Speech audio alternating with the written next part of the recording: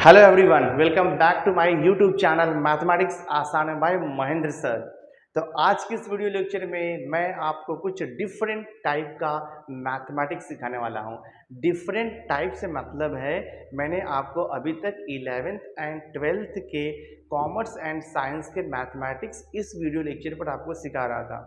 अब मैं आपको एक लेवल ऊपर यानी कि FY BCom यानी कि जो first year bachelor of commerce का 3 इयर्स का कोर्स है, उसमें फर्स्ट ईयर में जो मैथमेटिक्स एंड स्टैटिस्टिक्स करके सिलेबस है वो मैं आपको सिखाने वाला हूं। तो बेसिकली FY BCom में 2 सेमेस्टर है, first semester and second semester. तो फर्स्ट सेमेस्टर में mathematics and statistics as a core subject है जो कि बच्चों को थोड़ा सा डिफिकल्ट जाता है। अगर आपने 11th एंड 12th में कॉमर्स में अगर आपने मैथमेटिक्स नहीं लिया है तो आपको ये थोड़ा सा डिफरेंट यानी कि थोड़ा सा डिफिकल्ट जाएगा ये। बिकॉज उसका रीज़न ये है कि 10th के बाद डायरेक्टली हम FY BCom में मैथ्स पढ़ रहे हैं, जस्ट 2 साल का पूरा गैप हो जा रहा है। तो कुछ बच्चों को थोड़ा सा डिफिकल्ट जाता है, कुछ बच्चे कर लेते हैं।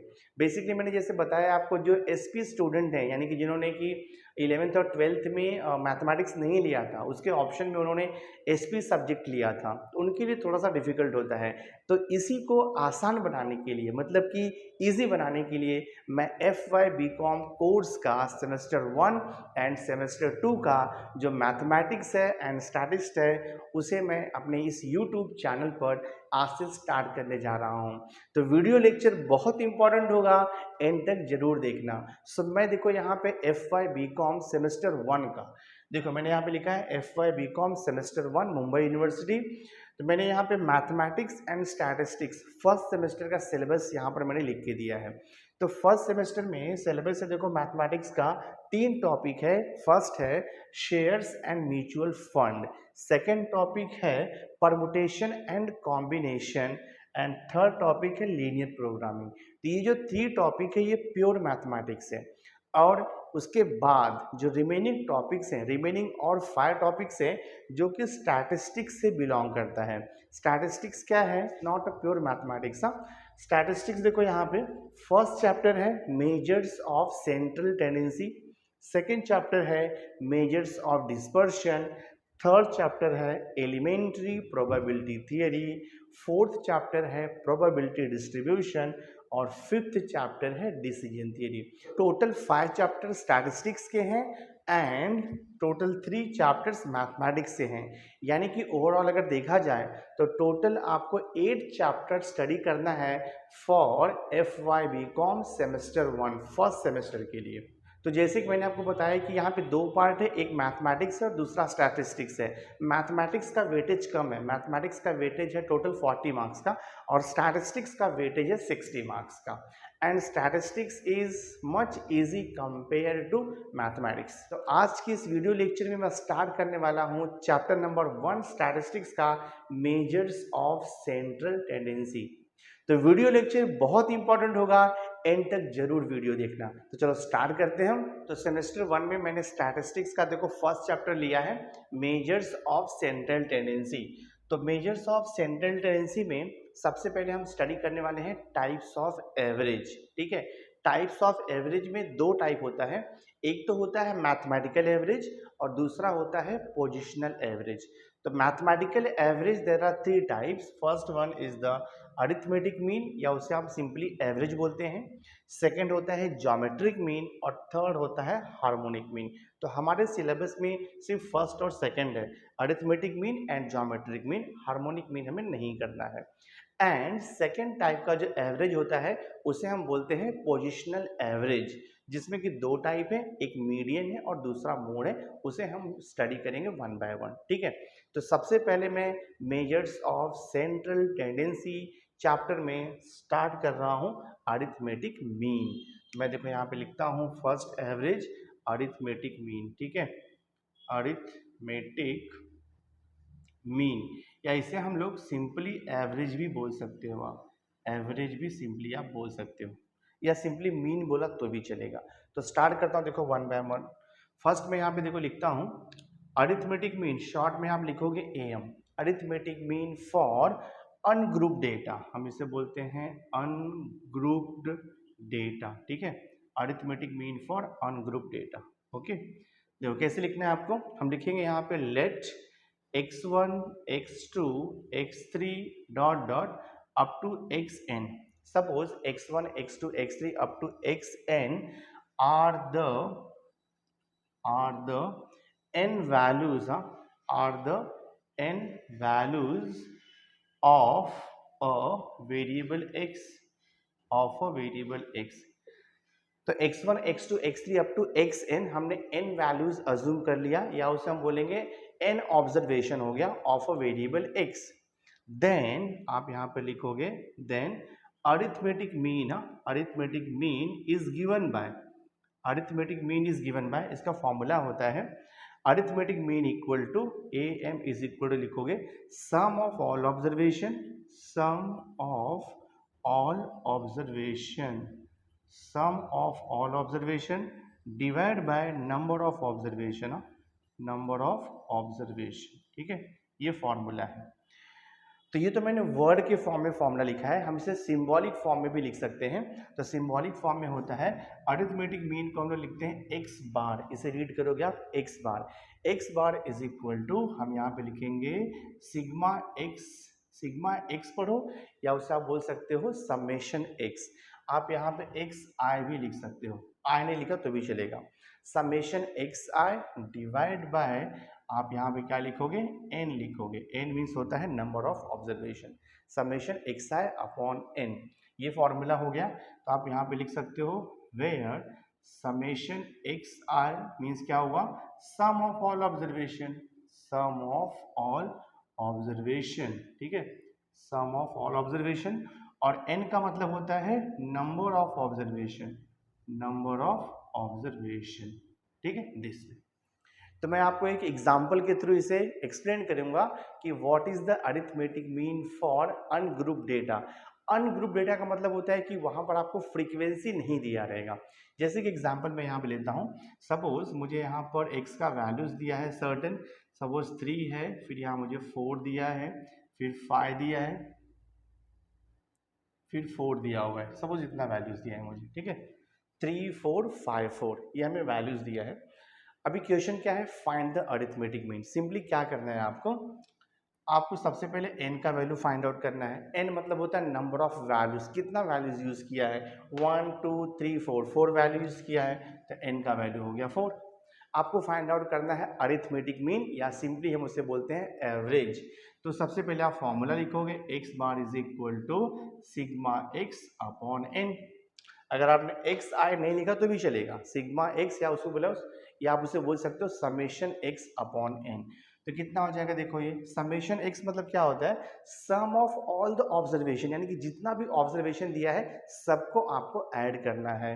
तो ऐड कर दो आप यहाँ पर 3 + 4 + 5 + 4 divide by number of observation 4 है। देखो ऐड करके कितना आता है, 4 + 3 7, 7 + 5 12, 12 + 4 कितना हो जाएगा, ये 16 हो जाएगा। 16 को 4 से डिवाइड किया तो आपको 4 मिलेगा। तो देखो x बार अरिथमेटिक मीन हमें कितना मिल गया है, 4। इसे हम बोलते हैं finding the arithmetic mean for raw data, या उसे बोल सकते हो अनग्रुप डेटा। इसमें फ्रीक्वेंसी नहीं दिया रहता है, बहुत ही आसान है। अभी मैं एग्जाम्पल्स लूंगा तो और भी आपको बेटर वे में समझ में आने लगेगा। तो मैंने देखो यहाँ पे सेकंड क्वेश्चन लिखा है। सेकंड क्वेश्चन है find the arithmetic mean for the following data representing marks of a student in 6 subject. तो मार्क्स यहाँ पर देखो क्या दिया है आपको, 64 है, 69 है, 72 72 75 एंड 65। तो question is find the arithmetic mean, और simply you can say average. तो मैं इसे फाइंड आउट करता हूँ। तो सबसे पहले आप सॉल्यूशन में n का वैल्यू निकालोगे। n का वैल्यू कितना हमें दिया हुआ है, 1 2 3 4 5 6, n का वैल्यू 6 है। उसके बाद आप लिखोगे अरिथमेटिक मीन का formula, x bar is equal to होता है समेशन x अपॉन n, ये फॉर्मूला है। समेशन x मीन्स जितना भी वैल्यूज दिया है हर एक वैल्यूज को ऐड कर दो। हम इसे ऐड करेंगे 64 + 69 + 72 + 72 + 75 + 65। नंबर ऑफ वैल्यूज कितना है, 6 है। आपको जैसे कि पता है कि कैलकुलेटर अलाउड है एग्जाम में, सिंपल कैलकुलेटर अलाउड है। तो आप इसे ऐड करो, ऐड करोगे तो आपको 417 मिलेगा। मैंने पहले से ऐड किया हुआ है 417 को जब आप 6 से डिवाइड करोगे देखो कितना आता है, ये हो जाएगा 6। तो 416 को हम 6 से डिवाइड करेंगे तो हमें यहाँ पे वैल्यू मिलेगा 69.5 मिलेगा। तो क्वेश्चन क्या था, find the arithmetic mean for the following marks.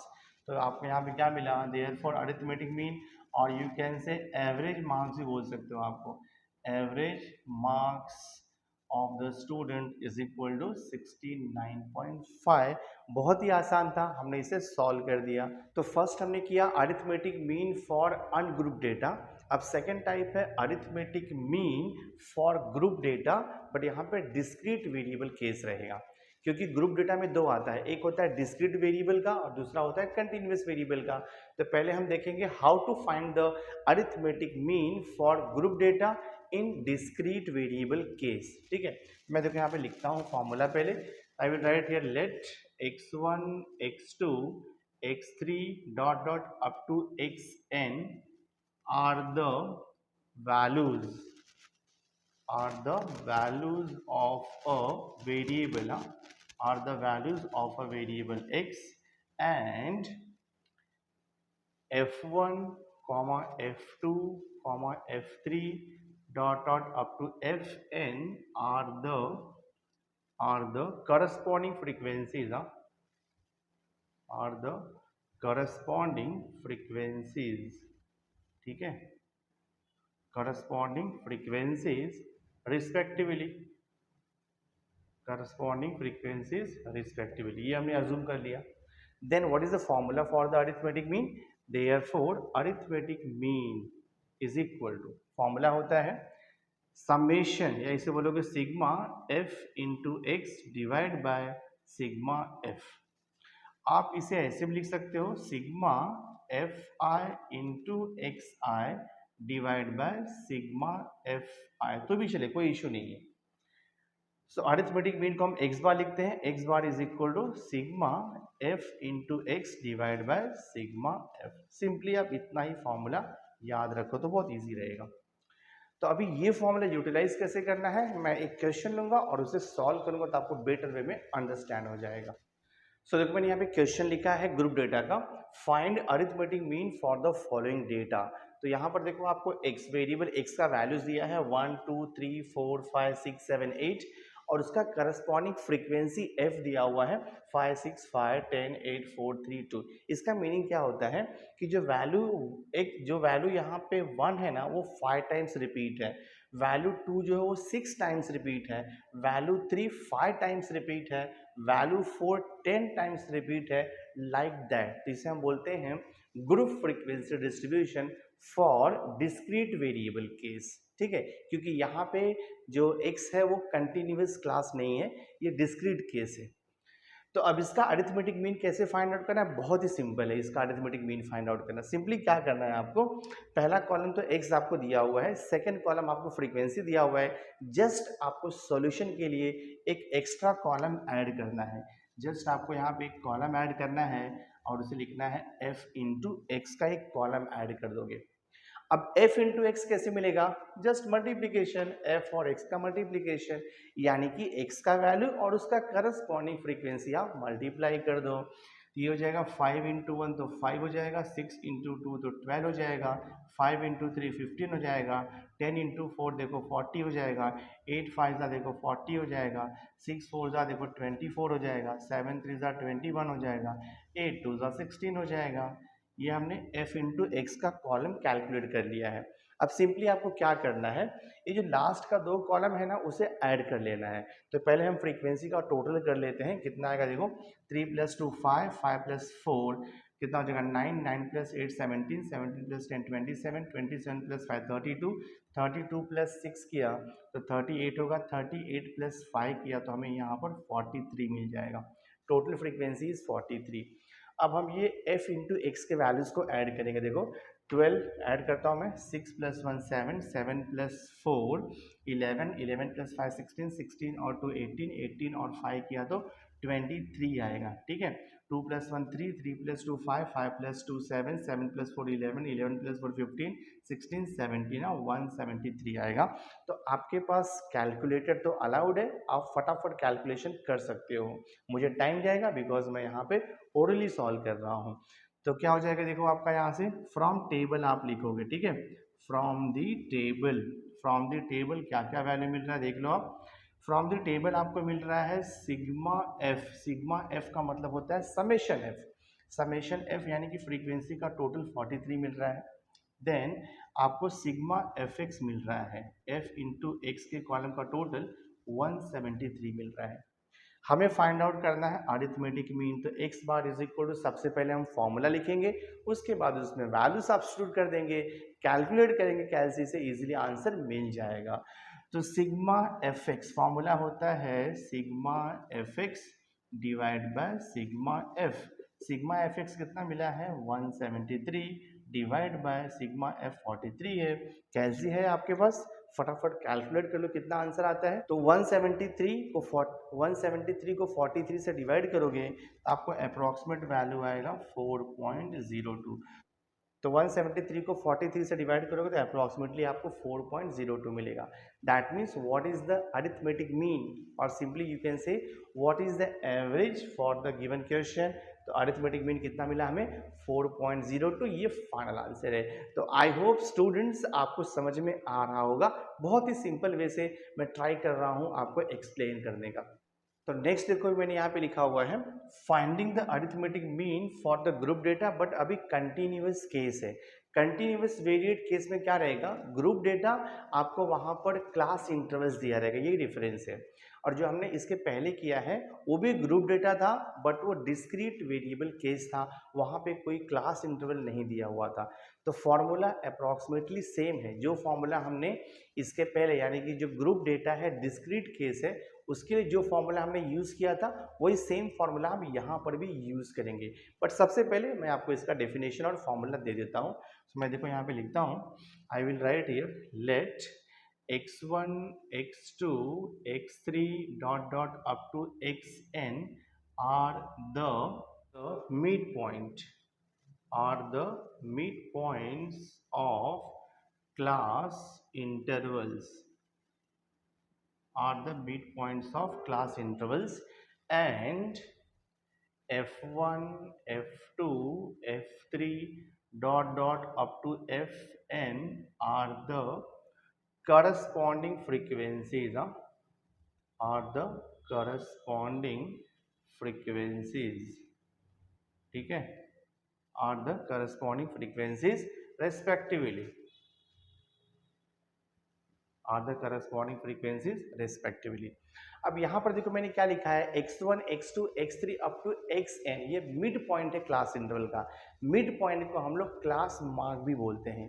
तो जब मैं क्वेश्चन सॉल्व करूंगा तो वो टाइम पे आपको एक्सप्लेन कर दूंगा कि ये मिड पॉइंट होता क्या है और हम इसे कैसे फाइंड आउट करते हैं। तो मैं इसका फॉर्मूला लिखता हूँ सबसे पहले, अरिथमेटिक मीन। देखो arithmetic mean equal to formula same है sigma f into x divide by sigma f। Formula आपका वही रहने वाला है, यही सेम फॉर्मूला हम यूज करेंगे। ऐसे भी लिख सकते हो sigma f into x divide by sigma f, formula same use करेंगे।